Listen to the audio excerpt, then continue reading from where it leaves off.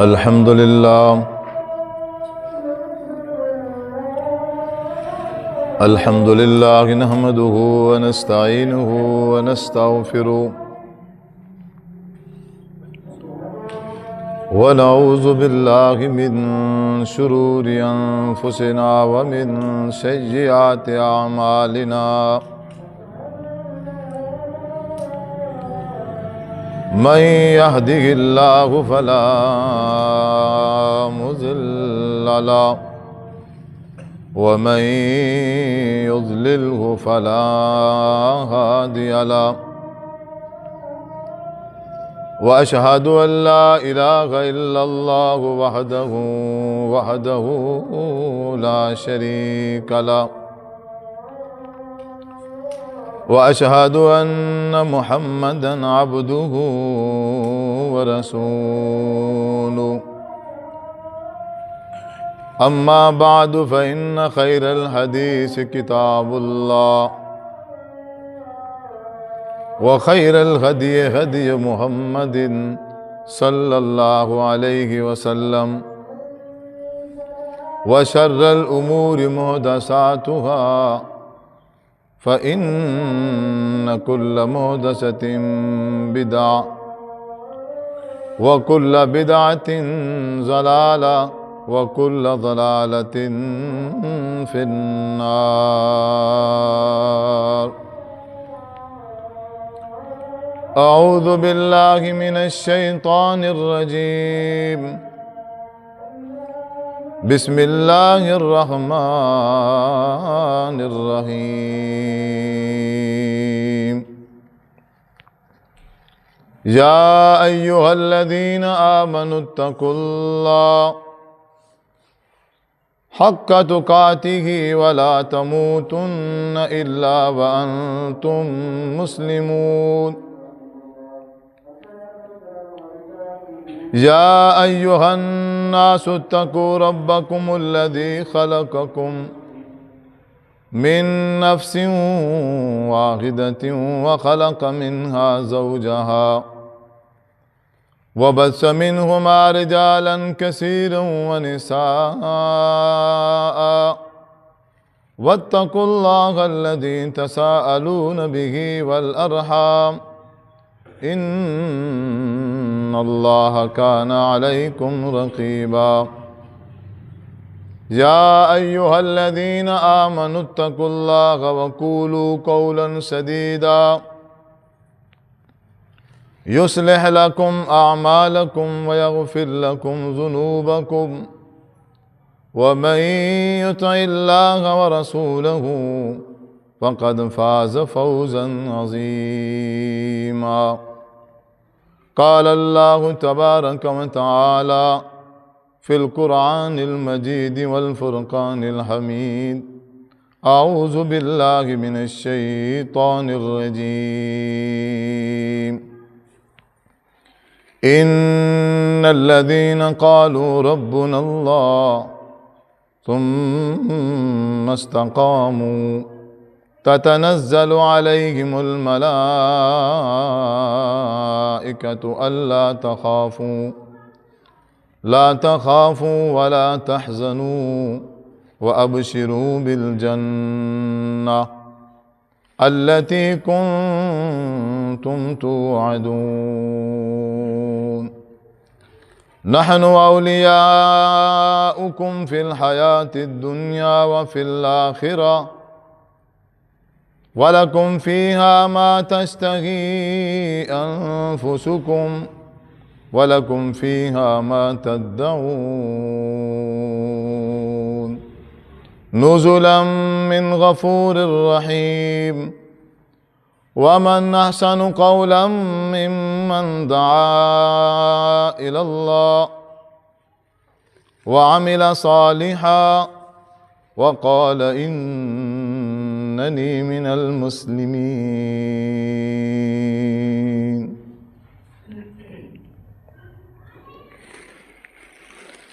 ہر قسم کی حمد و ثنا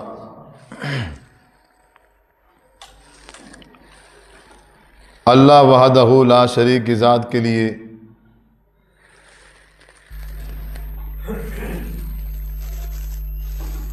درود و سلام آقا دو جہان جناب محمد صلی اللہ علیہ وسلم کی ذات اقدس مبارکہ پر خاص اور مختص ہوں۔ پارہ نمبر 24 ہے، سورت کا نام حامیم سجدہ۔ اللہ تعالیٰ فرماتے ہیں ان الذین قالوا، بے شک وہ لوگ جنہوں نے کہا ربنا اللہ، ہمارا رب اللہ ہے، ثم استقاموا، پھر اسی بات پر وہ قائم رہے، تتنزل علیہم الملائکۃ، اللہ تعالیٰ ان پر اپنے فرشتے اتارتا ہے، اور وہ فرشتے زمین پر اتر کر اس طرح کے بندوں سے کہتے ہیں کہ اللہ تخافوا ولا تحزنوا، آپ ڈرنے کی ضرورت نہیں ہے، ولا تحزنوا، کسی قسم کے کوئی غم کی ضرورت، پریشان ہونے کی ضرورت بالکل نہیں۔ ابشروا بالجنہ، خوش ہو جاؤ، تمہارے لیے جنت کی بشارت ہے، التی کنتم توعدون، وہ جنت جس جنت کا اللہ تبارک و تعالیٰ نے تم سے وعدہ کیا ہے۔ نحن اولیاؤکم فی الحیات الدنیا وفی الآخرہ، پریشان ہونے کی ضرورت نہیں ہے۔ نحن اولیاؤکم فی الحیات الدنیا وفی الآخرہ، ہم تمہارے دوست ہیں دنیا میں بھی اور آخرت میں بھی۔ وَلَكُمْ فِيهَا مَا تَشْتَهِي أَنفُسُكُمْ، آخرت میں تمہارے لیے جو تم چاہو گے تمہیں ملے گا۔ وَلَكُمْ فِيهَا مَا تَدَّعُونَ، جو بھی چیز اللہ تعالیٰ سے تم پکارو گے، مانگو گے، دعویٰ کرو گے، اللہ تبارک و تعالیٰ تمہاری خواہشات کے مطابق ہر چیز تمہیں مہیا کرے گا۔ نزلا من غفور الرحیم، اللہ تبارک و تعالیٰ کی طرف سے ایسے لوگوں کی کل قیامت کے دن مہمان نوازی ہوگی، اللہ تبارک و تعالیٰ خود مہمان نوازی کریں گے۔ اس آیت کریمہ میں اللہ تبارک و تعالی ان لوگوں کا تذکرہ کر رہے ہیں جو لوگ اس دنیا میں اللہ تبارک و تعالی کا نعرہ لگاتے ہیں، اللہ تبارک و تعالی کے نام کے سہارے جیتے ہیں، اپنی ہر چیز کی نسبت اللہ کی طرف کرتے ہیں، ہر مشکل گھڑی میں، ہر خوشی میں، ہر پریشانی میں وہ اپنی نسبت اللہ سے جوڑتے ہیں۔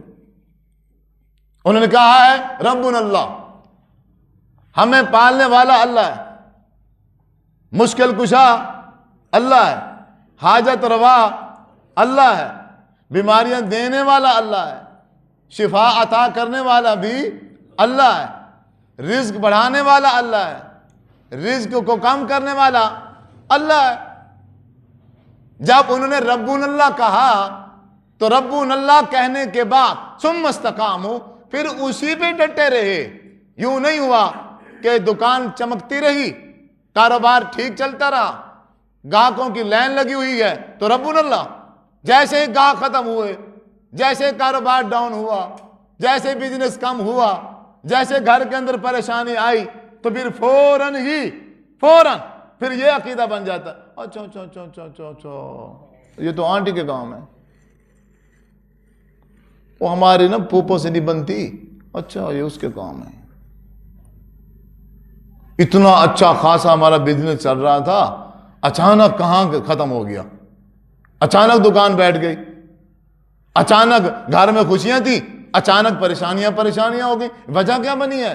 اچھا یہ ماموں کے کام ہے، یہ چاچا جی کے کام ہے، اور رشتہ مانگنے آئے تھے، رشتہ نہیں دیا تھا، بس لگتا ہے بس وہی غصہ نکالا ہے انہوں نے، کالا جادو ہو گیا جی ہمارے اوپر، سفید جادو ہو گیا جی، توید کر دیے، فلاں کر دیے۔ ابھی کہہ رہا تھا رب اللہ،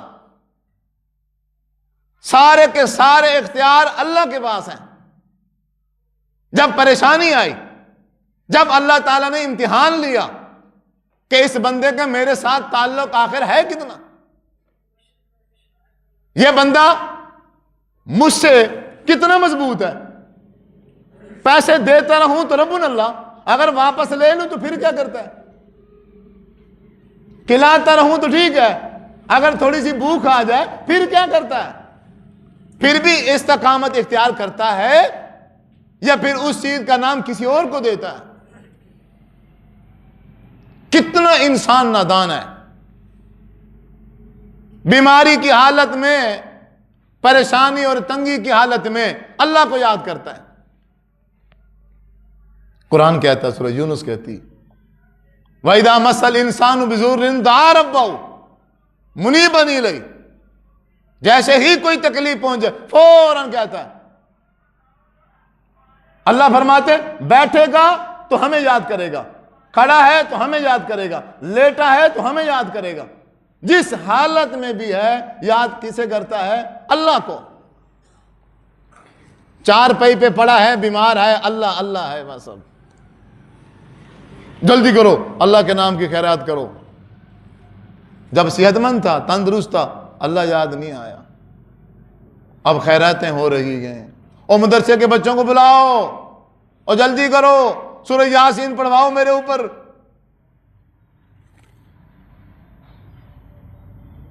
اور میرے اوپر تسبیحات پڑھاؤ، پڑھنے والوں کو بلاؤ، علماء کو بلاؤ، طلباء کو بلاؤ، میرے ساری جائیداد اللہ کے راستے میں خرچ کر دو، جو مرضی کرو مجھے ٹھیک کرو، جلدی کرو۔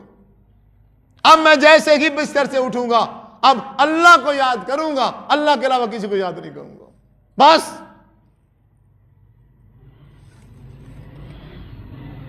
سورۃ بنی اسرائیل کہتی ہے، 15واں پارہ ہے، بستر سے اٹھا، ٹھیک ہو گیا، صحت یاب ہو گیا، اور صحت یاب ہونے کے فوراً بعد اس نے نعرہ کس کا لگایا؟ غیر اللہ کا نعرہ لگا دیا۔ بیمار تھا تو اللہ اللہ، جیسے صحت یاب ہوا فوراً ہی وہ بابا جی کے دربار پہ چلا گیا۔ بھی کیا، کہاں جا رہے ہو؟ بسیں بھر کے، یہ ٹرالیاں بھر کے کہاں جا رہے ہو؟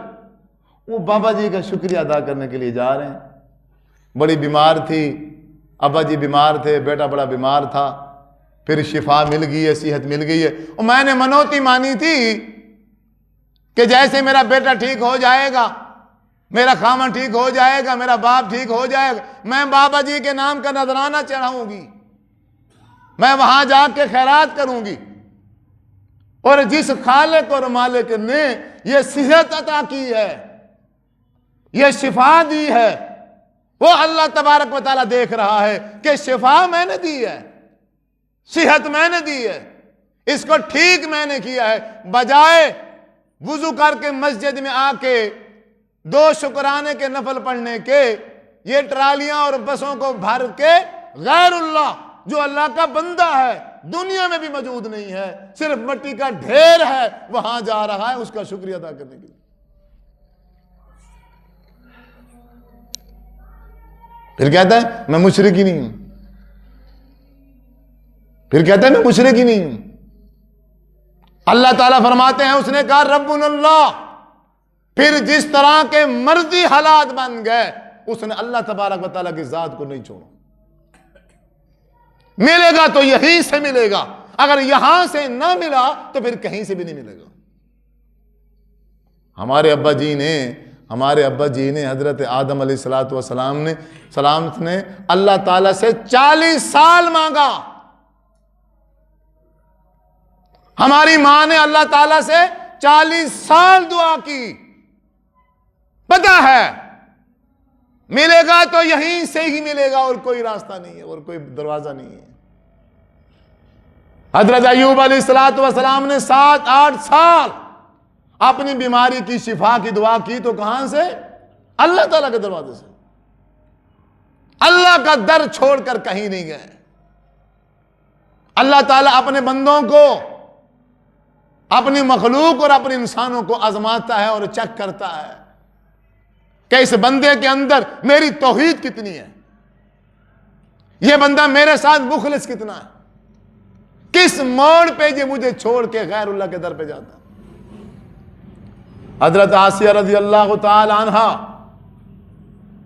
اللہ تعالیٰ نے اس کے ایمان کا جائزہ لیا، اللہ تعالیٰ نے اس کی توحید کو پرکھا. یہ لیاقت صاحب تسبیح چھوڑ دیں، ایک تیر سے دو کام نہ کریں نا، صرف خطبہ سنیں. جب خطبہ شروع ہو کوئی بندہ تسبیح نہیں پڑھ سکتا. یوں نہ ہو بھئی میں کان سے خطبہ سنوں گا اور ہاتھوں سے میں تسبیح پھیروں گا اور زبان سے سبحان اللہ کہتا رہوں گا. یہ تینوں کام ہوتے رہیں گے، تینوں نہیں ہوں گے. ثواب کی نیت سے اگر کسی نے ایک تن کا بھی اٹھا لیا نا مسجد سے، آپ صلی اللہ علیہ وسلم نے ارشاد فرمایا خطبے کے دوران، اور اس نے اپنے جمعے کا ثواب ضائع کر دی. اس نے جمعہ پڑھا ہی نہیں ہے، ختم ہو گیا جمعہ. تو اس لیے خطبے کے آداب ہیں، توجہ سے خطیب کی بات کو سنا جائے. اور مانتا تو کوئی بھی نہیں ہے، سنو تو صحیح، سن تو جاؤ، شاید کسی کے دل میں بات اتری جائے. سنو، توجہ سے سنو. انشاءاللہ جو توجہ سے سنے گا اسے پتہ چلے گا، اندازہ ہو جائے گا کہ اللہ تبارک و تعالیٰ کے ساتھ ناطہ جوڑنے سے کیا ہوتا ہے، اللہ تعالیٰ کے ساتھ اپنا تعلق مضبوط کرنے سے کیا ہوتا ہے. انسان دنیا کے تمام جتنے بھی خوف اس دنیا میں ہے، تمام خوفوں سے بے خوف ہو جاتا ہے. یہ ہے اللہ تعالیٰ کا ناطہ. حضرت آسیہ فرعون کی بیوی، اس نے کہا ربنا اللہ، فرعون تو میرا خامن ضرور ہے، تو میرا رب نہیں ہے. ایمان آ گیا نا دل کے اندر، ربنا اللہ کا دعویٰ کر دیا. اور فرعون کو یہ بات برداشت نہ ہوئی کہ میں اپنے بارے میں کہتا ہوں کہ انا ربکم الاعلی اور میری بیوی ہو اور میری مخالفت کرے. اب زنجیروں کے ساتھ باندھ دیا گیا، ظلم اور ستم ہو رہے گئے، پتھروں کی بارش کی جا رہی ہے. حضرت آسیہ رضی اللہ تعالی عنہا کو لٹایا ہوا ہے زمین پر، دو ٹکڑے کرنے کے لیے دھمکی دی جا رہی ہے کہ اللہ تبارک و تعالیٰ کی جو توحید ہے، ربنا اللہ کو تو چھوڑ دے ورنہ دو ٹکڑے کر دیے جائیں گے. حضرت آسیہ رضی اللہ تعالی عنہا نے اس مشکل گھڑی میں اللہ تعالیٰ سے دعا کی اور کہا، سورت تحریم ہے، رب ابن لی عندک بیتا فی الجنہ ونجنی من فرعون وعملہ ونجنی من القوم الظالمین. اے میرا رب، یہ فرعون ظلم کرنے پر تیار کھڑا ہے، میرے ساتھ زیادتی کرنے کے لیے تیار کھڑا ہے، اس کے ظلم کی کوئی پرواہ نہیں ہے، بس میری دعا صرف یہ ہے کہ تو اپنے پاس جنت میں میرے لیے گھر بنا دے.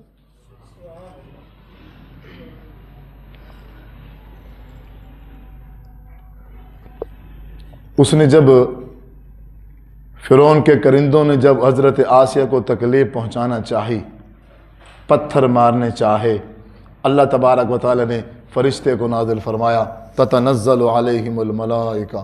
اللہ تعالیٰ نے فرشتوں کو نازل فرمایا، وہ پتھروں کے لگنے سے پہلے انہوں نے حضرت آسیہ کی روح قبض کر لی. مارو پتھر، تکلیف سے بچا لیا. اور آ کر فرشتوں نے کہا اللہ تخافوا ولا تحزنوا، پریشان نہیں ہونا، ڈرنا نہیں ہے، خوش ہو جاؤ. اگر پتھر لگ رہے ہیں تو کس کے نام پہ؟ اللہ کے نام. ہم اپنی غلطیوں کی وجہ سے مار کھاتے ہیں، ہم اپنے باپ کی خاطر مار کھاتے ہیں، ہم اپنے استاد سے مار کھاتے ہیں. پتہ نہیں جب بندہ جوان ہوتا ہے کس کس سے مار نہیں کھاتا، کسی نہ کسی سے ضرور مار کھاتا ہے. کوئی بیویوں کی مار کھاتے ہیں. اگر بندہ اس میں اللہ تبارک و تعالیٰ کی خاطر مار کھا لے، اللہ کو راضی کرنے کے لیے اگر اس کو مار لگ جائے کسی موقع پہ، تو پھر گھبرانے کی کون سی ضرورت ہے؟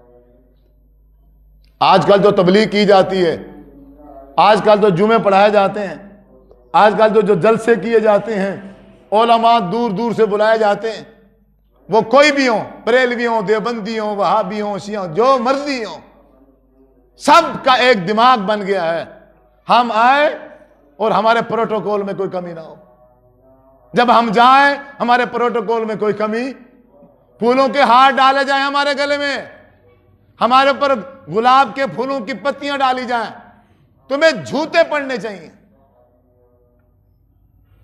توحید بیان کرو، حق بیان کرو، حق بیان کرنے کے بعد کیا ہونا چاہیے؟ پتھر لگنے چاہیے۔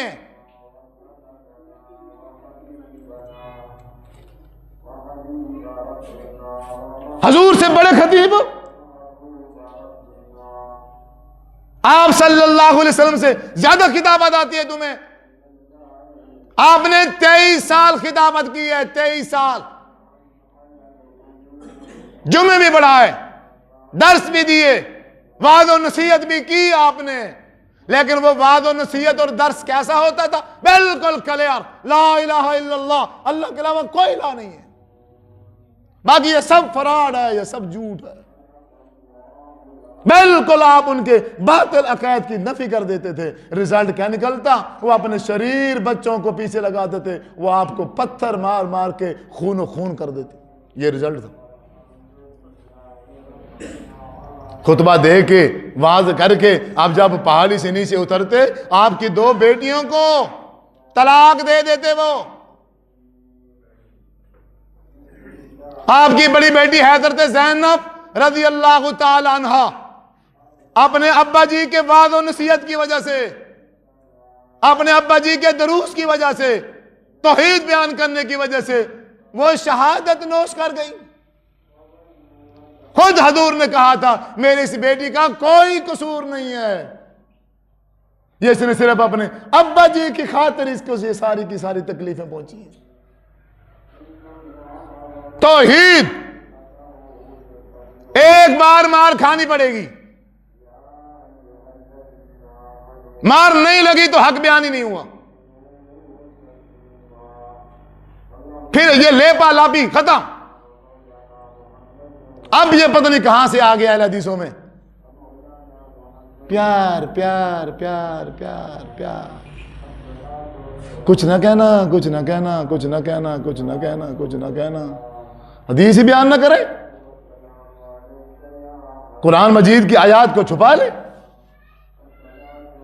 وہی میراثیوں کی طرز میں، گانے والوں کی طرز میں شعر و شاعری کر کے آدھا گھنٹہ 45 منٹ چلے جائے، یہ نہ بتائیں کہ توحید کی کیا برکت ہے۔ اگر ایک بندہ اللہ تعالیٰ کے ساتھ جڑ جائے، اللہ تبارک و تعالیٰ اس کے ساتھ کسی قسم کی کوئی تکلیف آنے نہیں دیتا، اللہ خود اپنے اس بندے کو بچا لیتا ہے۔ اللہ تعالیٰ نے بچایا حضرت ابراہیم کو، جب انہوں نے ان کے خداؤں کے سامنے کھڑے ہو کے ان کے ٹکڑے کر کے، ایک ہیں واحد ہیں نوجوان ہیں، سامنے کھڑے ہیں، بتوں کے ٹکڑے کر دیے ہیں، کوئی خوف نہیں ہے، سب کے سامنے کہہ رہے گئے یہ جو تمہارا لات ہے منات ہے، یہ جو بت ہے جس کو خدا بنایا ہوا ہے، یہ نہ بول سکتا ہے، نہ کھا سکتا ہے، نہ سن سکتا ہے، اور یہ تمہارا خدا ہے۔ انہوں نے کہا اپنے خداؤں کی مدد کرو، سورۃ الانبیاء پارہ نمبر 17 ہے، ایسا کرو آگ کا چیخا جلاؤ، حضرت ابراہیم علیہ السلام کو اس میں پھینک دو۔ آگ کا چیخا جلا کے انہوں نے حضرت ابراہیم علیہ السلام کو من جنیق کے ذریعے آگ میں ڈالا۔ اللہ تعالیٰ نے آگ سے حکم فرمایا قلنا یا نار کونی بردا و سلام۔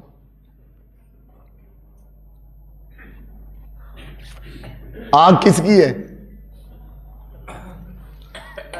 اور آگ میں جو بندہ گیا وہ کس کا تھا؟ آگ کی جرت کہ لگ جائے، ٹھنڈی ہو جا، اور صرف ٹھنڈا ہی نہیں کہا یا نارو کونی بردا، ٹھنڈی ہو جا، صرف ٹھنڈا ہی نہیں کہا، ساتھ کہا سلام، ٹھنڈ بھی اتنی زیادہ نہ ہو کہ کہیں میرے دوست کو ٹھنڈ ہی نہ لگ جائے. جاؤ جبرائیل، حضرت ابراہیم کے ساتھ جا کے بیٹھو، اکیلا تنہا پریشان نہ ہو جائے. جاؤ خوشخبری دو اور کہو اللہ تخافوا ولا تحزنوا وابشروا بالجنہ. ساری دنیا اس وقت کے سارے لوگ، مرد، عورتیں، بچے سارے جمع ہیں اور یہ دیکھ رہے ہیں منظر کہ حضرت ابراہیم کو اللہ کی خاطر ننگا کر کے آگ میں ڈالا جا رہا ہے، لیکن آگ کے اندر اتنی ہمت نہیں ہے کہ ابراہیم کو لگ جائے. ایک بار آگ میں ضرور جانا پڑے گا. اگر آخرت کی آگ سے ہم نے اپنے آپ کو بچانا ہے تو دنیا کی آگ میں جانا پڑے گا. دنیا کی آگ برداشت کرنی پڑے گی اللہ کی خاطر. یہ رشتہ داروں کے تانے یہ کوئی آگ سے کم نہیں ہے. یہ رشتہ داروں کی قطع تعلقی یہ کوئی آگ سے کم نہیں ہے. یہ رشتہ داروں اور پڑوسیوں کا ستانا، دوستوں کا چھوڑ جانا، بندہ دوست ہونے کے باوجود بھی، رشتہ دار ہونے کے باوجود بھی تنہا ہو جائے، اکیلا ہو جائے، یہ آگ میں جانے سے کم نہیں ہے. اور ہمارا کسی نے دماغ بنا دیا ہے دوست نہ ٹوٹیں، رشتہ دار نہ ٹوٹیں، تعلق ختم نہ ہو، توحید بھی آ جائے اور تعلق ختم نہ ہو. کمال ہے. توحید بھی آ جائے اور دوست بھی برقرار ہیں. یہ کیسے ہو سکتا ہے؟ توحید بھی آ جائے، رشتہ دار بھی کھڑی رہے، یہ ممکن نہیں ہے. جب خالص توحید آئے گی ایک بار تو ہر چیز ٹوٹے گی. ٹوٹنے کے بعد جب جڑے گی پھر قیامت تک نہیں ٹوٹے گی. توحید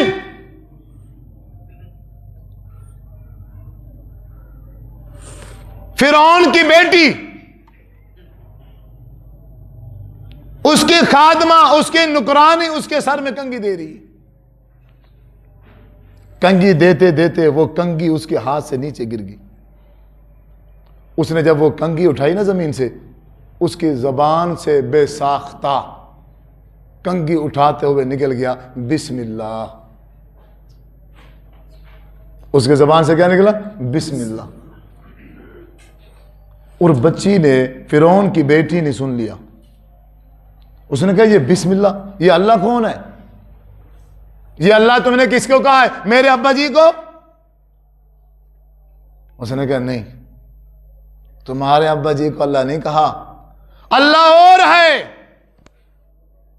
وہ اللہ میرا بھی رب ہے، تیرا بھی رب ہے، اور تیرے باپ کا بھی رب ہے. اس نے کہا پھر میں یہ بات اپنے ابا جی کو بتاؤں؟ اس نے کہا بتا دو ضرور بتاؤ. فرعون کو جا کے اس نے خبر دی. اس نے اس نکرانی کو بلایا، لونڈی کو بلایا. یہ تم نے کیا کہا ہے؟ اس نے کہا میں نے ٹھیک کہا، اللہ وہ ہے جو میرا بھی رب ہے اور تیرا بھی رب ہے، اور تو خدا نہیں ہے. غصے میں آیا، طیش میں آیا. اس نے کہا بھی ایک برتن لے آؤ، بڑا تانبے کا برتن لے آؤ.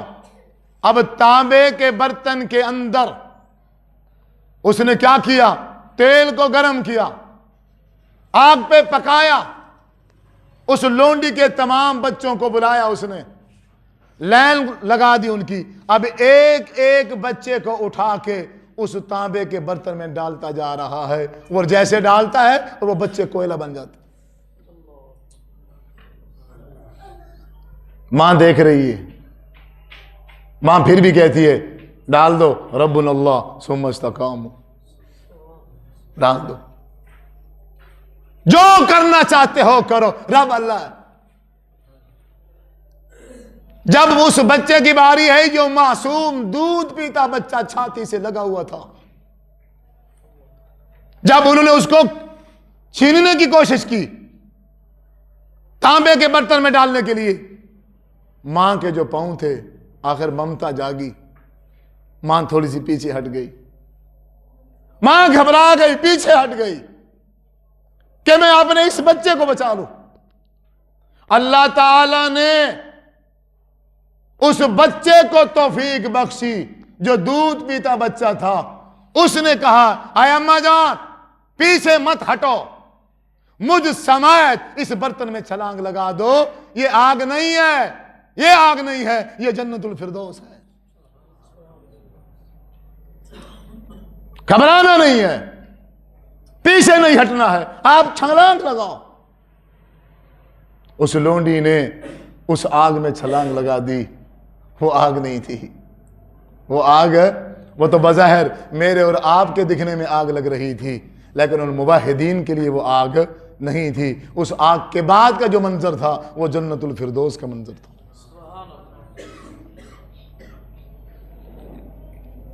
सूरत यासीन में है, सूरह यासीन में है कि 3 पैगंबर अल्लाह ताला ने भेजे, उन्होंने आके तौहीद की दावत दी। बस्ती वालों ने इनकार कर दिया, उन्होंने कहा हमारे बाबे हैं, हमें तुम्हारी तौहीद की जरूरत नहीं है, हमारे आबाओ अजदाद जिस तरीके पे खड़े थे हम भी वही करेंगे, हम नहीं मानते अल्लाह को वहदहू ला शरीक, हम नहीं मानते। हाँ अल्लाह भी है और अल्लाह के साथ ये करनी भरनी झरनी वाले ये भी उसी के साथ है, ये भी उसी ने बनाया है। फिर वहां से वजा मिन अक्सल मदीनत रजुल यस्आ, एक दूर दराज से किनारे से उस बस्ती के आखिर से भागता हुआ एक शख्स आया। उसने कहा, ओ भाई ये अंबिया सच्चे हैं, ये जैसे कहते हैं तुम वैसे इसकी बात को मान लो, अल्लाह के साथ किसी को शरीक ना करो, तुम कहो रब्बुन अल्लाह, हमारा रब कौन है? अल्लाह। उन्होंने कहा अच्छा, पहले ये 3 थे, अब चौथा तू भी आ गया है। उन्होंने तो नबूवत का दावा किया हुआ है, तू कौन है? उसको लिटा लिया जमीन पर, जमीन पे लिटा के वो बस्ती वाले जो साथी थे वो सारे के सारे उसके पेट के ऊपर चढ़ गए। उन्होंने उसके पेट पे इतना वजन दिया कि पकाने के जरिए से उसका अंदर वाला जो सारा सिस्टम था वो बाहर निकल आया, वहीं उसकी जान निकल गई, रूह परवाज हो गई। अब वो अल्लाह के पास पहुंच गया, कुरान कहता है, अब वो अल्लाह की हाजिरी में है और कहता है, वमाली अला आबुदुल्लज़ी फतरनी, मुझे क्या हो गया है कि मैं सिर्फ उस अकेले अल्लाह की इबादत क्यों ना करूं जिसने मुझे पैदा किया है। काश कोई बंदा ऐसा हो जो जाके उस बस्ती वालों को बताए कि अल्लाह ताला ने मुझे जन्नतुल फिरदौस अता की है। कोई हो जो जाके उन्हें बताए कि अल्लाह ताला ने मुझे क्या अता की है? जन्नतुल फिरदौस। मैं हैरान होता हूं, मुसलमान है, इन्हीं में से एक बंदा नेक है, वो भी इंसान है, अल्लाह का बंदा, फोत हो गया, अब इन्होंने उसकी दरबार बना ली। अकल नहीं है। जिंदा बैठा था वो अल्लाह का वली, कुछ नहीं कर सका, रूह निकल गई, उसकी बॉडी को जमीन में दफन कर दिया। अब क्या हो गया? वो अब वो क्या कर रहा है? सारे काम वही कर रहा है। मुसलमानों में और हिंदुओं में फर्क क्या है? फिर हिंदुओं में मुसलमानों में क्या फर्क है? वो एक पत्थर की शक्ल बनी हुई है, उसमें जो नेक बंदा है उनका। हिंदुओं में जो नेक बंदा होता है वो जब मर जाए पत्थर की उसकी शक्ल बनाते हैं, पत्थर की उसकी शक्ल बना के उसको सामने रख देते हैं। अब अपनी हर मुश्किल में उसको याद करेंगे, अब उसी से दुआ करेंगे, उसी के सामने खाने रखेंगे, उसी के सामने सारे मशरूबात रखेंगे, और उन्हें पता है ये ना खा सकता है ना पी सकता है, फिर भी रखेंगे केले उसके सामने, फिर भी फ्रूट जाके रखेंगे वहां। सेम उसी तरह मुसलमान कर रखेंगे, پتہ ہے یہ مٹی کا ڈھیر ہے، قبر ہے، اب قبر بھی کھا سکتی ہے، لے کے جائیں گے کیلے، سیب لے جائیں گے، بکرے چھترے لے جائیں گے، چاولوں کی دیگیں بنا کے لے جائیں گے۔ پتہ ایسے چلتا ہے جیسے عقل نام کی کوئی چیز نہیں ہے دماغ میں۔ اللہ کا در چھوڑ کے گھر کے پاس مسجد ہے، مسجد نہیں جاتا، 100 کلومیٹر سفر کر کے دربار پہ جاتا ہے۔ کیا اب اس دربار والے سے کہے گا، وہ پھر اللہ سے کہے گا، پھر اس کا کام ہو جائے گا۔ یہ عقیدہ، میں اس کو کہوں گا، وہ پھر اللہ کو میری سفارش کرے گا، پھر میرے جتنے کام پھنسے ہوئے ہیں وہ سارے ٹھیک ہو جائیں گے۔ یہ کہاں لکھا ہوا ہے؟ اس قرآن مجید میں کس آیت میں لکھا ہوا ہے کہ جب تم نماز نہ پڑھو، کوئی نیک کام نہ کرو، تم میرے باغی بن جاؤ، مجھ سے دور ہو جاؤ، پھر تم اس لائق نہیں ہو کہ تم پھر مجھ سے دعا مانگ سکو، پھر تم میرے نیک بندوں کے پاس جانا، ان سے کہنا، وہ مجھے کہیں گے، پھر میں تمہاری ہر مشکل دور کر دوں گا۔ یہ کہاں لکھا ہوا؟ اللہ کے رسول نے کہا؟ اگر اللہ کے رسول نے کہا تو حدیث کا نمبر کیا ہے؟ کون سی حدیث کی کتاب؟ جب اللہ نے نہیں کہا، اللہ کے رسول نے نہیں کہا، تو پھر یہ باتیں ہمیں سمجھاتا کون ہے؟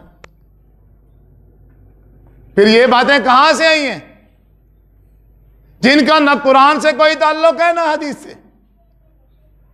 اچھا، پھر جن ہستیوں کے پاس ہم جاتے ہیں، نہ ہم ان کو جانتے ہیں، نہ ہمارا باپ ان کو جانتا تھا، نہ ہمارا دادا پردادا، آپ اس سے پیچھے جہاں مرضی چلے جائیں، کسی کو کوئی خبر نہیں ہے کہ نوری لال کون تھا، کسی نے نہیں دیکھا داتا کون تھا۔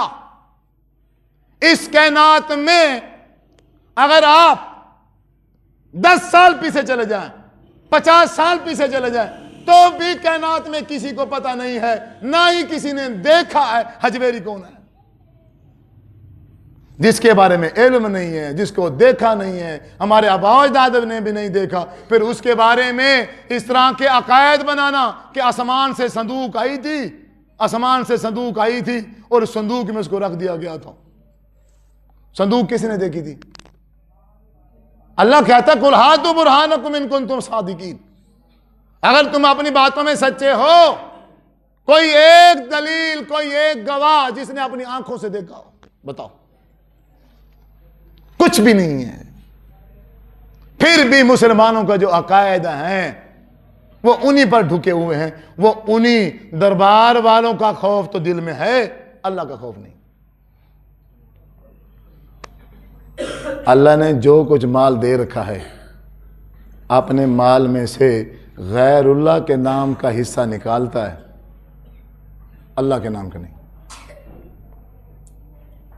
جانور پالے گا، اس میں سے ایک کٹا جو ہے ہر سال ایک کٹا اسپیشل کھڑا ہے، یہ بابا جی کے نام کا ہے۔ یہ لیلا، یہ بابا جی کے نام کا ہے۔ یہ مرغا، یہ بابا جی کے نام کا ہے۔ اچھا، کھیت ہیں، یہ اتنی گندم جو ہے، یہ بابا جی کے نام کی۔ اور کھائیں گے کون؟ وہ اوپر جو مجاور بیٹھے ہیں، نشئی، جنہیں نہ کلمے آتے ہیں، نہ قرآن کا کوئی پتہ ہے، نہ پاکی پلیدگی کا کوئی پتہ ہے، وہ زنا کا ڈیرا بنا کے وہ رات دن اسی زنا میں خود بھی مبتلا ہیں اور لوگوں کو بھی اس میں انوائٹ کر رہے ہیں۔ یہ سارا کچھ یہ اوپر جو ہواری بیٹھے ہیں وہی کھائیں گے، اور جو کچھ گلے میں جائے گا وہ سارا کا سارا کیا ہوگا؟ حکومت کا ٹھیکہ ہے، جتنا حکومت کا ٹھیکہ ہے وہ حکومت لے لے گی، باقی جو بچے گا پھر یہی جو اوپر چپڑاسی اور نشئی بیٹھے ہیں یہ آپس میں تقسیم کریں گے۔ اور میں پروفیسر، ڈاکٹر، انجینئر، فلاں ڈگری والا، اور عقل اتنی نہیں ہے اپنا سارا پیسہ وہاں جا کے ڈالتا ہوں۔ مسجد کی جب باری آ جائے، اللہ کے نام کی جب باری آ جائے، تو پھر اس کو ساری پریشانیاں گھیر لیتی ہیں، پھر اس کو سارے کے سارے مسائل یاد آ جاتے ہیں۔ اور نہیں حالات بڑے خراب ہیں، فلاں کے بھی پیسے دینے ہیں، فلاں کے بھی پیسے دینے ہیں، فلاں کے بھی پیسے دینے ہیں۔ جب غیر اللہ کی باری ہے پھر دل دریا ہو جاتا ہے۔ یہ انسان ہے۔ عزیز بزرگوں، نوجوان ساتھیوں، توحید ایک ایسی چیز ہے، اگر انسان کے پاس صرف توحید آ جائے، صرف توحید، وہ انسان جنت میں ضرور جائے۔ آپ صلی اللہ علیہ وسلم نے فرمایا، بنی اسرائیل کے 2 بندے، ایک مکھی کی وجہ سے ایک جنت میں چلا گیا اور ایک جہنم میں چلا گیا۔ صحابہ نے کہا یا رسول اللہ وہ کیسے؟ فرمایا ایک بستی سے گزر رہے تھے، وہاں دربار تھی، اب انہوں نے کیا کہا، بھائی یہاں سے اگر گزرنا ہے تو بابا جی کے نام کا نذرانہ پیش کرنا پڑے گا، اگر نذرانہ دو گے تو بچ جاؤ گے، نذرانہ نہیں دو گے تو پھر ہم آپ کو چھوڑنے والے نہیں ہیں۔ جو نذرانہ دے گا وہ بستی کراس کر جائے گا، جو نذرانہ نہیں دے گا تلوار کے ذریعے سے سر قلم کر دیں گے۔ انہوں نے کہا جی ہم نہیں دیتے، ہم اللہ کے علاوہ کسی اور غیر اللہ کے نام کا نذرانہ پیش نہیں کرتے۔ انہوں نے کہا اچھا، تلوار لی، ایک کا سر قلم کر دیا، ایک کا سر قلم کر دیا۔ اب دوسرے نے دیکھا اگر میں بھی نذرانہ نہ دیا اگر میں نے تو میرا بھی سر قلم کر دیا جائے گا۔ اس بھائی کو جگہ فرنٹ تے بہ کے ستا پہ کوئی دا خیال کر، ہفتے بعد ایک جمعہ اور نیندری چوئی۔ اس نے دیکھا اگر اس کا سر قلم ہو گیا ہے تو یہ مجھے بھی چھوڑنے والے نہیں ہیں۔ اس نے کہا جی حکم کرو کیا کرنا ہے، لیکن میرے پاس تو کچھ بھی نہیں ہے۔ انہوں نے کہا کچھ ہی نہیں ہے نا، آپ ایک مکھی مار کے اس کو اس بابا جی کے نام پہ نذرانہ پیش کر دو۔ اس نے کہا جی ٹھیک ہے، مکھی ماری اور بابا جی کے نام کا نذرانہ پیش کر دیا، اور آپ صلی اللہ علیہ وسلم نے شاہ فرمایا، اور جس بندے نے نذرانہ پیش نہیں کیا، مکھی بھی نہیں کی، اپنی جان دے دی ہے، وہ جنت میں چلا گیا، اور جس نے یہ مکھی غیر اللہ کے نام کی پیش کی یہ جہنم میں چلا گیا۔ آئیے سمجھ۔ اب آپ دیکھو اپنے گربانوں میں جھانکو، دیکھو کتنی بار نذرانے دے چکے ہیں ہم غیر اللہ کے نام کے۔ عقیدے چیک کرو نا اپنے، بعد میں بنیں گے بریلوی دیوبندی وہابی، وہ بعد میں بنیں گے، پہلے عقیدہ تو دیکھو، عقیدہ کیا ہے؟ کیا میرا اللہ تبارک و تعالیٰ کے بارے میں میرا عقیدہ کیا ہے؟ میں نے اپنے رب کو کتنا پہچانا ہے؟ میں اپنے رب کو کس حد تک جانتا ہوں؟ انسان واحد مخلوق ہے ایک جو اپنے خالق اور مالک کو نہیں جانتی۔ قرآن کہتا ہے کل قد علم صلاتہ و تسبیحہ، ہر چیز، اس کائنات کی ہر چیز اپنے خالق کی نماز کو بھی جانتی ہے اور تسبیح کو بھی جانتی ہے۔ انسان غافل ہے، انسان غافل ہے جس نے اللہ کو چھوڑ کے اللہ کے بندوں کو کرنے والا بنا دیا ہے۔ اللہ کے بھی وہ بندے جو اس کائنات میں اب نہیں ہیں، فوت ہو گئے ہیں، ان کے بارے میں عقیدہ رکھا ہوا ہے کہ یہ رزق کو بڑھاتے بھی ہیں اور یہ رزق کو کم بھی کرتے ہیں، جبکہ قرآن کہتا ہے اللہ یبسط الرزق لمن یشاء ویقدر، اللہ کہتا ہے میں بڑھاتا ہوں رزق، میں رزق کو کم کرتا ہوں۔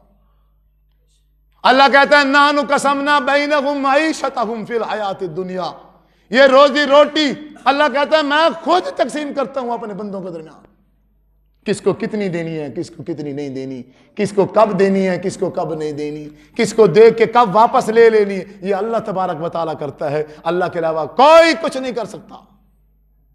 وَإِن يَمْسَسْكَ اللَّهُ بِضُرٍّ فَلَا كَاشِفَ لَهُ وَإِن يُرِدْكَ بِخَيْرٍ فَلَا رَادَّ لِفَضْلِهِ۔ اللہ فرماتے ہیں اگر میں کسی بندے کو تکلیف پہنچانا چاہوں، ساری کائنات مل کر اس بندے کو تکلیف سے بچا، اگر میں کسی کے ساتھ بھلائی کا ارادہ کر لوں تو ساری کائنات مل جائے اس کو بھلائی سے روکنے کے لیے تو وہ روک نہیں سکتی۔ جب ہم مسلمانوں کا عقیدہ یہ بن جائے کہ اللہ کے علاوہ کوئی کچھ نہیں کر سکتا تو پھر پریشانی اور ٹینشن کیا ہو جائے گی؟ ختم۔ کاروبار بڑھے گا تو عقیدہ ہے اللہ کی طرف سے ہے، اگر اچانک سے کم ہو جائے گا تو عقیدہ کیا ہے؟ اللہ کی طرف سے ہے۔ تو ٹینشن کی چیز کی؟ میں بیمار ہو گیا تو کس کی طرف سے ہے؟ اللہ کی طرف سے۔ شفا مل گئی تو کس کی طرف سے؟ اللہ کی طرف سے۔ تو پریشانی کی چیز کی؟ ٹینشن کی چیز کی؟ توحید عزیز بزرگوں، نوجوان ساتھیوں، آپ سے یہی ایک گزارش ہے کہ توحید اپنے دل میں لے آؤ، اپنے مالک اور خالق کو پہچانو، جس نے ہمیں پیدا کی ہے، جس نے ہمیں بنایا ہے، کم از کم اس کا تعارف ہونا انتہائی ضروری۔ آپ صلی اللہ علیہ وسلم نے ارشاد فرمایا، مشکات شریف کی حدیث ہے کہ ایک بندے کو قیامت کے دن لایا گیا، اب اس کے نام اعمال میں وزن کیا جا رہا ہے، ترازو میں نام اعمال کا۔ اب رزلٹ یہ ہے 99 رجسٹر ہیں گناہوں کے۔ کتنے رجسٹر ہیں؟ 99 رجسٹر ہیں گناہ۔ اور رجسٹر کتنا بڑا ہے؟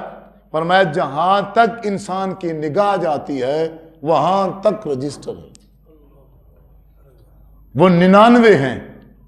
اور نیکیوں والا پلڑا یہ ہے کہ اس میں ایک رجسٹر بھی نیکی کا نہیں ہے۔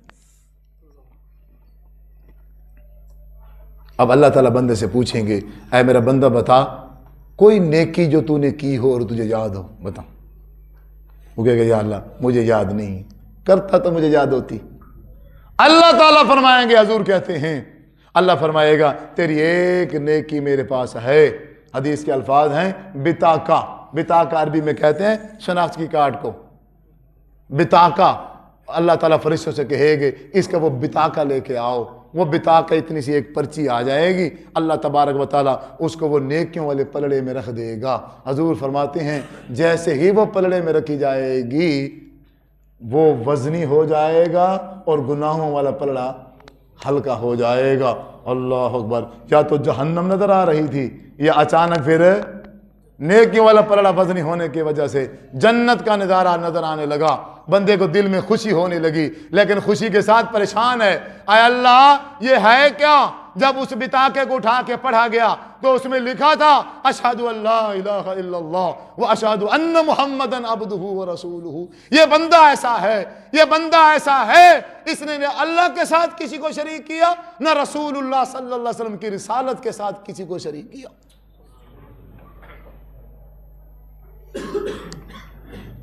گناہگار ہے،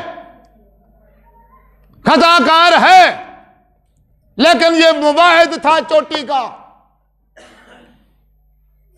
اللہ کے ساتھ کسی کو شریک نہیں کیا، رسول اللہ صلی اللہ علیہ وسلم کی رسالت کے ساتھ کسی امام کو، کسی بزرگ کو، کسی عالم کو شریک نہیں کیا کہ اس کی بات بھی دین ہے، اس کی بات بھی دین ہے، اس کی بات بھی دین ہے، وہ بھی کہہ دے چلو کچھ نہیں ہوتا یہ بھی دین ہے۔ نہیں، اس کا یہ عقیدہ تھا جو حضور صلی اللہ علیہ وسلم کی زبان مبارک سے لفظ نکلے ہیں، بس صرف وہی دین ہے، اس کے علاوہ کوئی دین نہیں ہے۔ ہر بندے نے اپنی دکان بنا لی ہے، ہر بندے نے، اب پہلے لوگ چیزیں بیچ کے بزنس کرتے تھے، اب مولویوں نے شریعت کے ذریعے بزنس شروع کر دیا ہے اور کوئی پوچھنے والا نہیں ہے، کسی کے اندر یہ جرت نہیں ہے، ہمت نہیں ہے۔ اب میں تقریر کر رہا ہوں، کوئی ایک بندہ کھڑا ہو جائے، کسی میں بھی ہمت نہیں ہے۔ میں اپنی تقریر میں چیلنج کرتا ہوں، کھڑا ہو جائے، کوئی کھڑا ہو جائے، ہوتے ہی نہیں ہیں کھڑے۔ کھڑا ہو کے کیا کرے گا جب پتہ ہی کسی چیز کا نہیں ہے؟ تو کھڑا ہو کے کیا کرے؟ صرف کھڑا ہونا مقصد تھوڑی ہے۔ کھڑا ہونے سے مراد یہ ہے کہ میں نے جو بات کی ہے مجھ سے بہتر بات وہ جانتا ہو، پھر ہی کھڑا ہوگا نا۔ کبھی نہیں پڑا، ماں کے پیٹ سے نکلا ہے اور قبر کے اندر جانے تک اس نے شریعت کو دیکھا ہی نہیں، اس نے دین کو پڑھا ہی نہیں ہے، اس نے دین سیکھا ہی نہیں ہے۔ ابا جی یوں کہتا ہے، اماں یوں کہتی ہے، دادا یوں کہتا ہے، فلاں یوں کرتے ہیں، فلاں یوں کرتے ہیں، فلاں یہ فلاں فلاں، یہ شریعت ہے؟ وہ اللہ کے بندو، ہم کتنے خوش نصیب ہیں، یہ قرآن ہے۔ قرآن جیسی کتاب ہر گھر میں پڑھی ہے، پھر کہتا ہے ابا جی یوں کہتا ہے، اماں یوں کہتی ہے، دادی یوں کرتی تھی، دادا یوں کرتا، تو پھر یہ قرآن کس لیے؟ تو اگر دادی کے طریقے پہ چلنا تھا، اماں کے اور ابا جی کے طریقے پہ چلنا تھا، یہ قرآن کس لیے ہے پھر بھائی؟ یہ پھر صرف جانوروں کے لیے رکھا ہوا کہ جب ان میں بیماری آئے گی اس کو اوپر کریں گے، نیچے سے جانور گزاریں گے، وہ ٹھیک ہو جائیں گے۔ یہ پھر اس لیے ہے کہ اس کو لکھ لکھ کے اس کے تعویذ بنا کے گردنوں میں لٹکا لو۔ یہ صرف اس لیے ہے جب اپنی بہن اور بیٹی کی شادی کرنی ہو، اس کی رخصتی کرنی ہو، یہ اس کو اوپر کر کے نیچے سے دلہن کو گزارو، یہ اس لیے۔ یا پھر اماں جان اور ابا جی جب مر جائے پھر اوپر سے اس کو نیچے اتارو۔ اب وہ بھی خود کو پڑھنا نہیں آتا، اب کرائے پر مولوی بلاؤ، وہ اس کو پڑھیں گے، رات دن ایک کر کے پڑھیں گے۔ جی کتنا ہو گیا جی؟ 50,000 قرآنوں کا ختم ہو گیا جی۔ اب میری ماں کو روانہ کر دو، میری ماں کو بخش دو۔ کیا ہے یار؟ آپ میں سے کوئی بندہ پوچھتا ہی نہیں کہ وہ مولوی صاحب یہ جو سسٹم آپ نے چلا رکھا ہے یہ کہاں سے سیکھا ہے، کس نے سکھایا ہے، کس نے بتایا ہے، کس نے سمجھایا ہے؟ وہ ہمیں جو پھدو لگا کے تو بیٹھا ہے، ہمیں بھی تو کچھ سمجھا۔ میرے چاچا جی فوت، آخری بات کر کے بات ختم کرتا ہوں، چاچا جی فوت ہو گئے، تیسرا دن تھا، اب وہ مولویوں نے اپنا وہ کارنامہ شروع کر دیا، میں وہاں سے گزرا، مجھے بلا لی، آؤ جی۔ ان کا ارادہ تھا ہم اسے بلائیں گے پڑھنے کے لیے، یہ تو پڑھتا نہیں ہے، یہ تو ختم نہیں پڑھتا نا، یہ کہے گا میں نہیں پڑھتا، ہم کہیں گے دیکھو جی قرآن کا منکر ہے۔ میں بیٹھ گیا جی، انہوں نے مجھے پارا دے دیا، میں نے پڑھنا شروع کر دیا، تھوڑی دیر گزری، ختم ہو گیا، اچھا جی لو جی۔ اب ایک بزرگ بیٹھے تھے، بابا جی کی طرح ایک بزرگ درمیان میں بیٹھے تھے، ان کے پیر صاحب، اب بھی سارے جتنا پڑھا ہے نا قرآن مجید اس کا ثواب بابا جی کو بخشو۔ سب نے بخشا، میری باری آئی، میں نے کہا جی میں نے ابھی جو تلاوت کی ہے پارا یا آدھا پارا جتنا بھی، میں نے اس کا ثواب بابا جی کو بخشا، اور آج تک جان بوجھ کر یا انجانے میں نے جتنے گناہ کیے ہیں ان سب گناہوں کو بھی میں نے بابا جی کو بخشا۔ مولوی کو گھوٹو پائے گی، یہ کیا مذاق ہے، یہ کیا طریقہ ہے؟ میں نے کہا مذاق وہی ہے، مذاق یہ کوئی نیا نہیں ہے، مذاق وہی ہے جو تم نے صبح سے شروع کیا ہوا ہے، یہ اس مذاق کا دوسرا پارٹ ہے۔ بے جس ٹیکنالوجی کے ذریعے سے تو ہماری نیکیاں وصول کر رہا ہے، اب بھی وہی لگا، اسی ٹیکنالوجی کے ذریعے سے تو گناہ ہم تیرے پاس بھیج دیتے ہیں۔ اگر یہ طریقہ مردے کو بشکوانے کا ہے، اللہ کے رسول نے کیوں نہیں بتایا؟ اگر مردے اس طرح معاف کر دیے جاتے ہیں، 1,36,000 صحابہ نے کیوں نہیں کیا؟ عزیز بزرگوں، نوجوان ساتھی ہو، بات وہی جو میں آپ کو سمجھانا چاہتا ہوں، ہم سب کو یہ قرآن مجید ترجمے سے پڑھنا پڑے گا، ہم سب کو حدیث رسول صلی اللہ علیہ وسلم خود پڑھنی پڑے گی، خود۔ اگر آپ اس بھلیکے میں رہو کہ عدنان ساجد آئے گا وہ بتائے گا تو ہم حق پہ آ جائیں گے، صراط مستقیم ہمیں دکھلائے گا، ناممکن ہے۔ ممبر اور محراب کو بدنام کر دیا مولویوں نے۔ یہ معتبر جگہ تھی، یہ وہ جگہ ہے جہاں محمد الرسول اللہ صلی اللہ علیہ وسلم کھڑے ہو کے واز دیتے تھے۔ آج اس کو بزنس بنا دیا ہے، آج اس کو بیچ دیا ہے، انگریزوں کے ہاتھوں یہ بک چکا ہے۔ یہاں پر کھڑا ہونے والا مولوی پہ مولوی نہیں ہے، چاہے کوئی فریق ناراض ہوتا ہے تو ہو جا۔ آج اگر ہم میں سے کوئی بندہ وہ چاہتا ہے میں صراط مستقیم پر آ جاؤں تو واحد طریقہ ایک ہے بس، وہ خود قرآن مجید ترجمے سے پڑھے بس، اور حدیث رسول صلی اللہ علیہ وسلم کا خود مطالعہ کرے، اللہ کی پہچان بھی ہو جائے گی اللہ کی پہچان بھی ہو جائے گی، بندہ موحد بھی بن جائے گا، اور رسول اللہ صلی اللہ علیہ وسلم کا تعارف بھی ہو جائے گا۔ جو قرآن ہمارے نبی کا تعارف کرائے گا وہ لا ریب تعارف ہے، اس تعارف میں، اس پہچان میں کوئی شک نہیں ہے۔ جو ایک مولوی کرائے گا مجھ جیسا، جو ایک عالم کرائے گا، وہ اس میں 100 جھوٹ ملا سکتا ہے، اس میں پتہ نہیں کیا کچھ نہیں وہ شامل کر سکتا۔